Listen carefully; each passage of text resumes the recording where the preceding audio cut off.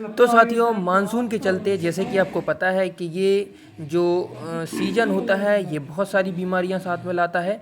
ऐसी ही एक बीमारी है जिसको गलघोटू या घटरौंदा बोलते हैं। वो बीमारी से हमें आज फिर से सामना करना पड़ा है। तो इस वीडियो के माध्यम से कुछ समझ में आ रहा आज है। हम सूजन कहाँ जानेंगे आ गई कि है? गलघोटू बीमारी जिसको हीमोरेजिक सेप्टिसीमिया घटरौंदा बीमारी हाँ, बोलते ये हैं, सूजन उसके है। क्या क्या कारण होते हैं, इसमें क्या क्या लक्षण देखने को मिलते हैं और लक्षण जब एक बार आ जाते हैं तो उसका सुषमा भी किस है प्रकार हमें अभी इलाज तक। करना चाहिए और जो स्वस्थ पशु हैं उनको किस प्रकार हम बचाव कर सकते हैं कि वो जो गलघोटू बीमारी है उससे ग्रसित ना हो, उनसे अफेक्ट ना हो। तो इसका हम बचाव भी देखेंगे।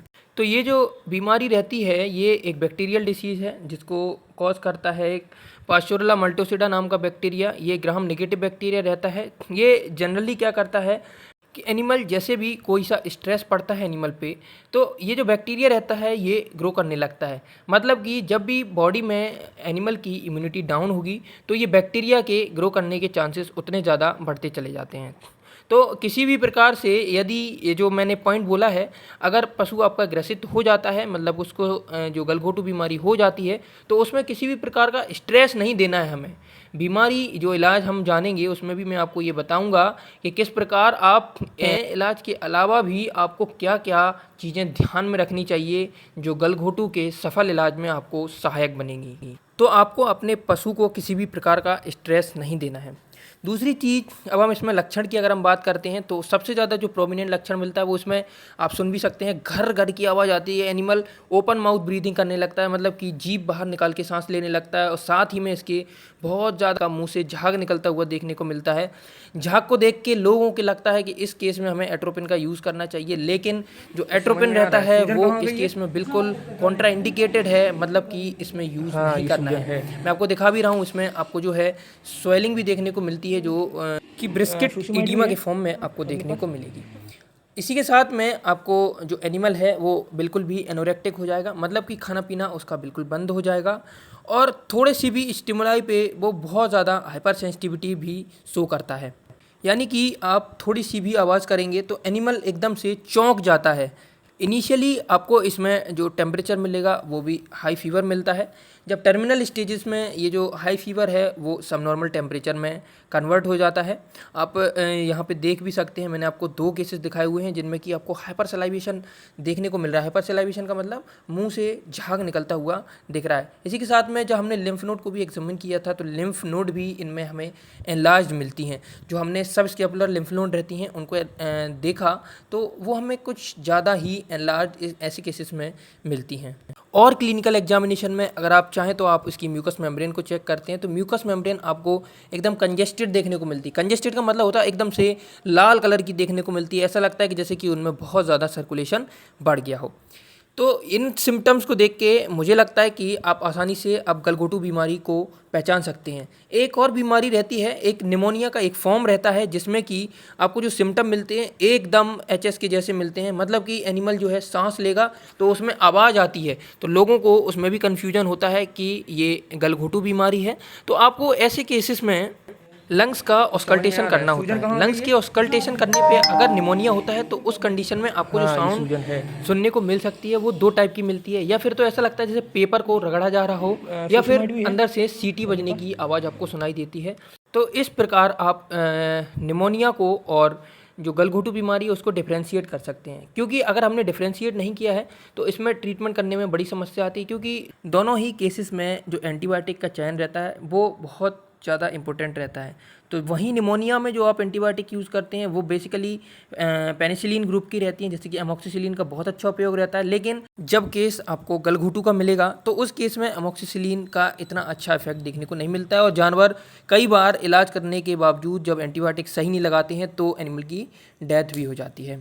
तो एंटीबायोटिक का सिलेक्शन जो है बहुत ज़्यादा इम्पोर्टेंट पॉइंट है इस केस में। अब अगर हम ट्रीटमेंट की बात करते हैं तो ऐसे केसेस में आपको जो सबसे अच्छा एंटीबायोटिक है वो इसमें सेप्टियोपर सोडियम जो आता है उसका इस्तेमाल करना चाहिए। बहुत जगहों पे मैंने देखा है कि कोई सा भी एंटीबायोटिक पेनिसिलिन ग्रुप का इसमें यूज़ करते हैं तो उसका इतना अच्छा इफेक्ट नहीं मिलता है। बाकी आप सेफ्ट्रिएक्सोन के साथ में या 3rd जनरेशन सेफेलोस्पोरिन है उसके साथ में आप जो फ्लोरोक्विनोलोन ग्रुप के मेंबर्स रहते हैं जैसे कि एंड्रोफ्लॉक्सासिन या मॉक्सीफ्लॉक्सासिन को कंबाइन करके भी आप यूज़ में ला सकते हैं। तो एंटीबायोटिक में आप थर्ड जनरेशन सेफेलोस्पोरिन को इसके साथ में प्रेफर कर सकते हैं। अब जो सबसे बड़ी इम्पोर्टेंट चीज़ रहती है, क्योंकि ये बैक्टीरिया एंडोटॉक्सिन सीक्रेट करने का काम करता है, ये ग्राम नेगेटिव बैक्टीरिया है, तो अकेला एंटीबायोटिक से इसमें काम चलने वाला नहीं होता है। इसी के लिए हमें एक ऐसा कोई एजेंट, थेराप्यूटिक एजेंट को देखना पड़ता है जो कि इसमें एंटी एंडोटॉक्सिक इफेक्ट जिसका रहता है। तो ऐसी ही एक NSAID रहती है जिसको मैं यूज़ में लाता हूँ, वो है फ्लूनिक्सिन, जो कि आपको स्क्रीन पर भी दिख रही होगी। फ्लूनिक्सिन मैग्लूमाइन जो इंजेक्शन रहता है, मैं इसका उपयोग करता हूँ 1.1 से 2.2 mg/kg बॉडी वेट से। पर जो डोज रहती है 2.2 मैं इससे यूज़ करता हूँ और मुझे बहुत केसेस में इससे फ़ायदा भी देखने को मिलता है। आप चाहें तो इस केस में मेलॉक्सिकम इंजेक्शन या फिर जो नीमोपैरा इंजेक्शन या फिर और भी तमाम तरीके की NSAIDs जो आती हैं आप उनका इस्तेमाल कर सकते हैं, लेकिन जो बेस्ट है वो मेरे हिसाब से फ्लूनिक्सिन मैग्लूमाइन का इंजेक्शन होता है।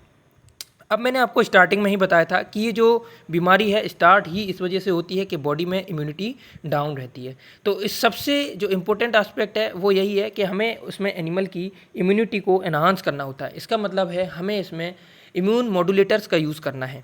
इम्यून मॉड्यूलेटर्स में आप चाहें तो विटामिन C का यूज़ कर सकते हैं, इंजेक्टेबल फॉर्म में आता है।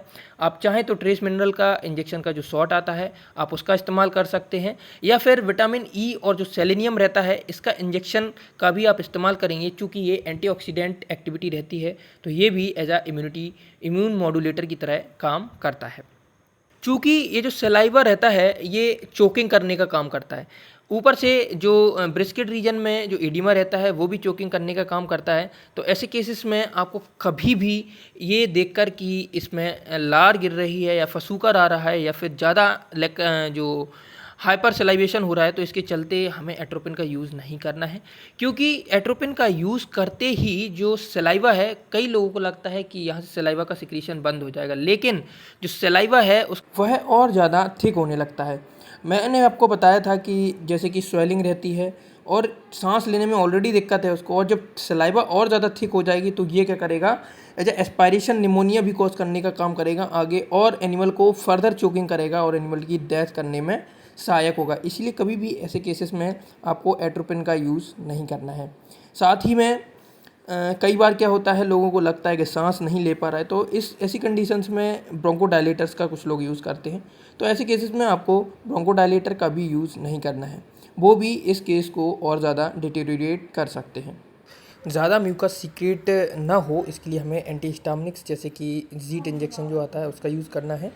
साथ में फ्रूसेमाइड इंजेक्शन जो है इसका भी आपको यूज़ करना है, क्योंकि ये जो गले की सूजन रहती है इसके कारण चोकिंग होती है। तो चोकिंग को ख़त्म करने के लिए हमें सूजन को ख़त्म करना होगा, और सूजन को हम ख़त्म इसी इंजेक्शन की हेल्प से करते हैं।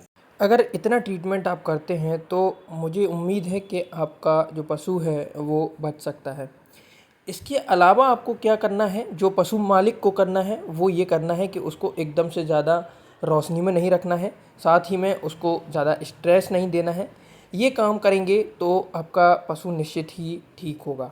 रोकथाम और बचाव के लिए इसमें आपको वैक्सीनेशन या जिसे हम कहते हैं टीकाकरण अवश्य करवाएं, और टीकाकरण जो होता है ये जो बरसात आने के जस्ट पहले होता है, तो ये आप कराएंगे तो जो HS या गलघोटू बीमारी है उससे आप अपने पशु को ये बीमारी होने से बचा सकते हैं। आपने अभी तक चैनल को सब्सक्राइब नहीं किया है तो चैनल को सब्सक्राइब जरूर कर लीजिए, क्योंकि ऐसे ही वीडियोस हम कंटिन्यू आपके लिए लाते रहेंगे। मेरे साथ बने रहने के लिए आप सभी का धन्यवाद। जय हिंद, जय भारत।